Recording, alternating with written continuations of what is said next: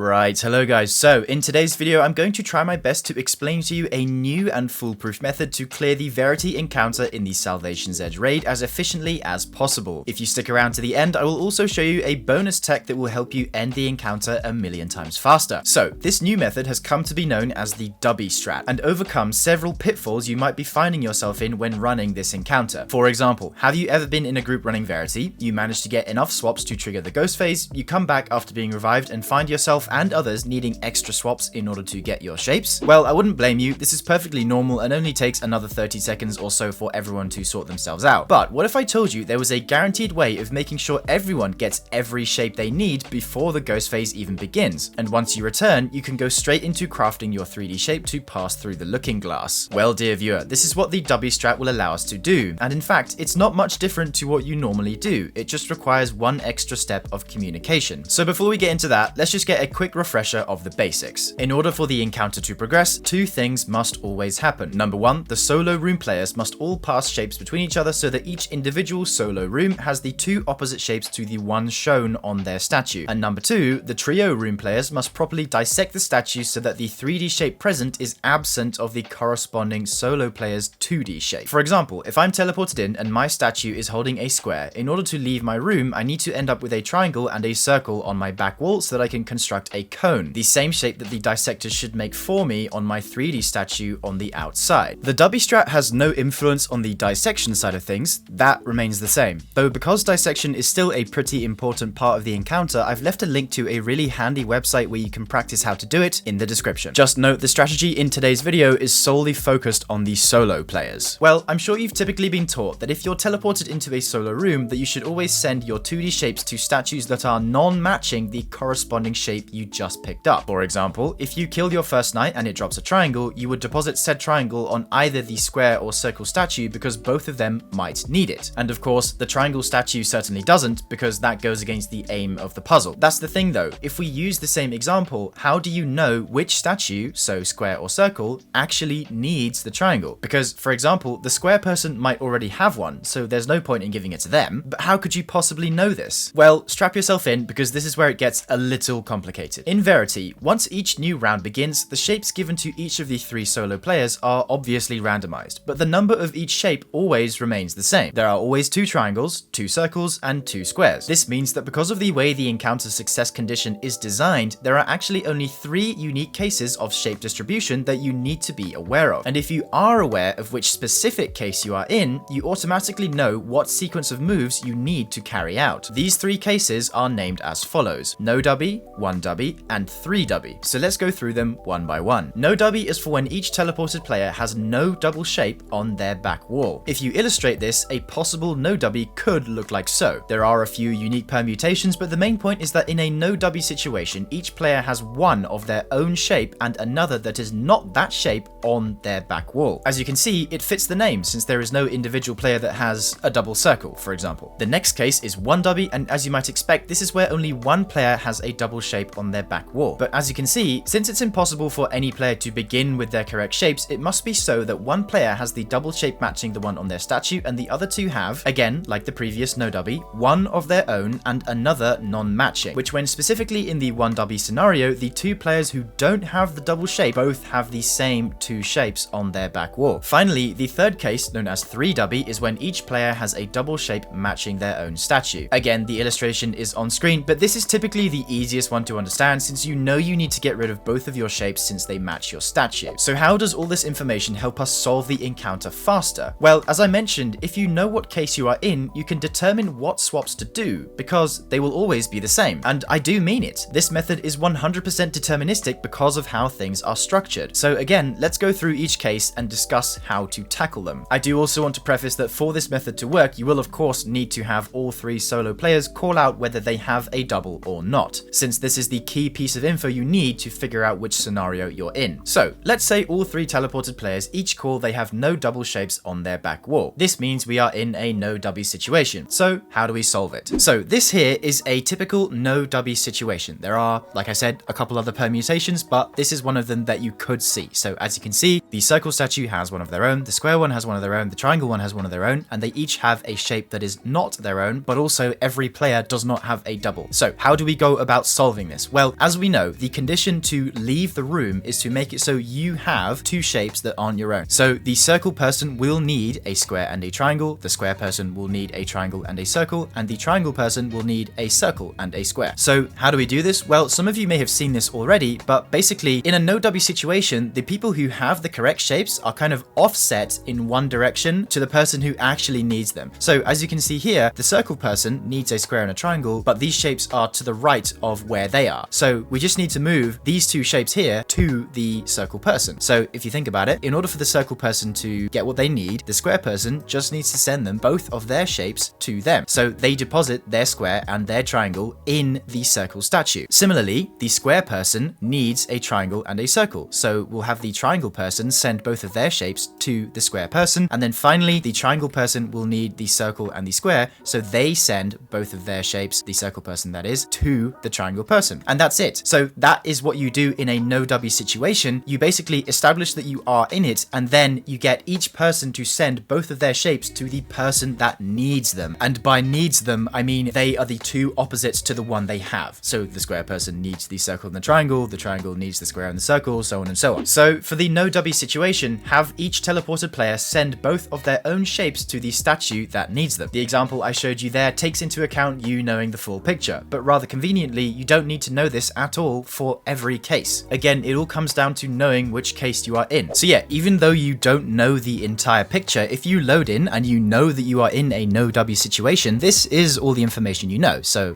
here we have this example where you load in, you are the circle and you have a circle and a square, you know it's a no W, you don't need to know everything else, you instantly know that you need to send both of your shapes to the triangle person because the triangle is the opposite shape to the ones you have. And of course, the reason you know this is because you established you are in a no W scenario. Next, we have the 1W case, and it's here that things get a little more nuanced. So yeah, the 1W situation is a little more complicated, but let's just take things piece by piece. So if you load in, you've established that it is a 1W and you are the person who has the double shape. So in this example, you are the circle statue. Your job is to simply send both of your circles to each of these players. So if you are the person holding the W, we'll do this in green, we'll send one here and we'll send one all the way here. This makes it so that you have distributed both of your shapes at the beginning. That's all you need to think about. You have the easiest job in this situation. So the other two players, they have to think a little bit more than this person does. So imagine you are the square person and you pick up square. You would think that you could send it to either the circle or the triangle person because it is non-matching. You are square, so you can't send it to yourself, obviously. But actually, you are not allowed to send it to one of these. It has to be sent to one specifically. And in this case, that is the triangle person. Because if you pick up your square first and send it to your circle, knowing that they are opposite, so it's technically a correct move from a reasoning standpoint. However, this actually is incorrect. So let's just say you did this. You have sent the square to the circle person, but then your other shape is a triangle, and you can't send the triangle to the triangle person because they are matching. They don't need it. They already have one and they're trying to get rid of it. So you're just giving them another one, which isn't the way to do things. So you just have to be a little bit careful about what you send first. Now, the way to figure that out is if you know you are in a 1W and you are not the person who has it, you simply need to figure out which of your shapes on your back wall matches one of the other statues that isn't your own. So in this case, we have triangle on my back wall and this matches the triangle statue here. Obviously, square matches you, but you can't send to yourself, so that doesn't really matter. So you figure out which one matches and then you send your other shape to that person because, like I said, you can't send triangle to triangle. So let's just start from the beginning. So let's just say you load in and you are square, you know it's a 1W, you see that on your back wall you have your own shape, which is a square, and another which is a triangle. You know that triangle is the shape that matches the other statue in your room, so you cannot send triangle to that shape. Instead, you must send it to circle. So you first send triangle to circle, and then you send your square to the triangle person. So this is the same if you load in as the triangle person. You figure out that square is the statue that isn't yours, that cannot be dunked together. So you must send the square here to the circle person, and you send the triangle to the square person. If we look at how things have ended up, if you count the number of lines I have drawn 6 lines. One here, one here, one here, one here, another one here, and another one here. That is the minimum amount of swaps you ever need to do. You can get it completely finished in only 6 moves. The key thing to note with 1W is that if you load in and you are not the person who has it, you just need to be conscious of the other shape on your wall that is a statue that you can dunk, and just don't dunk that shape on that statue. So take that shape first and give it to the one that isn't that statue, and then deal with the other shape that you have. Again, we fully sorted everybody out in exactly 6 moves. Finally, for the 3 Dubby case, just send both of your shapes to the other 2 statues. I'm sure this is the case you are most familiar with or find the easiest, since it literally doesn't require any thinking. You might have even been referring to this case as good RNG amongst your peers, though in reality there is no RNG involved. If you understand which case you're in, you're going to be doing 6 swaps every single time if done correctly. So there really is no RNG at all, since down to its core principles, each round functions the same. There are always 6 swaps, it just takes a little bit of communication to know how to do them exactly. Anyway, if my previous ramblings have confused you, please pay attention to the following abridged version of instructions for you and your raid group to adhere to. Number 1. Play the encounter as normal, but as soon as the 3 solo players are teleported in, have each of them call out if they have a double shape on their wall or not. Number 2. If no player has a double, have each player send both of their shapes to the statue that needs them, i.e. if you load in and you know it's a no Dubby and you have square and triangle on your back wall, send them both to the circle statue. Number 3. If one player has a double, send each of your shapes to separate non-matching statues, but be aware which other statue shape you have that isn't yours, i.e. if you load in and you are square and you know it's a 1 Dubby, you know you can't send your triangle to the triangle person, so it must go to the circle, and you then send your square to the triangle person. And then finally, number 4, if all 3 players have a double, send 1 copy of your double shape to each of the other 2 statues. Now, this may seem like a lot, but as I alluded to in the beginning of the video, this is actually fairly similar to what you're already doing, just with a couple extra steps and a little more communication. There is one more thing I wanted to show you though, which is the bonus tech I spoke of at the start, kindly shown to me by my good friend and editor Jude. Without sugarcoating it, there is a way to instantly end the encounter the moment the 6-man ghost phase begins in round 3, completely skipping the ghost phase entirely. How do you do this? Simply have everyone who is becoming fractured kill themselves by jumping into the pit in the middle before they become fractured. A good way to tell if you're becoming fractured is by holding a sword out which lets you see your entire body. If only the non-fractured player remains alive, well, this happens.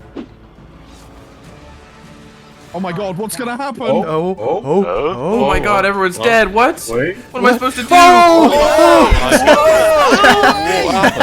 So there we are. I hope you enjoyed this in-depth breakdown of the encounter. It's been a while since I made one of these videos, and I hope you at least understood some of what I was getting at. Anyway, that's all for today. I'll see you in the next one. If you made it this far, thank you so much. Your support means the world. And if you're really into the content I create, consider becoming a member of the channel, which not only lets you support me in the best way possible, it also nets you a whole host of awesome perks along with it. A massive shout out to these members up on screen, and I'll see you in the next one. Bye for now, dear viewer.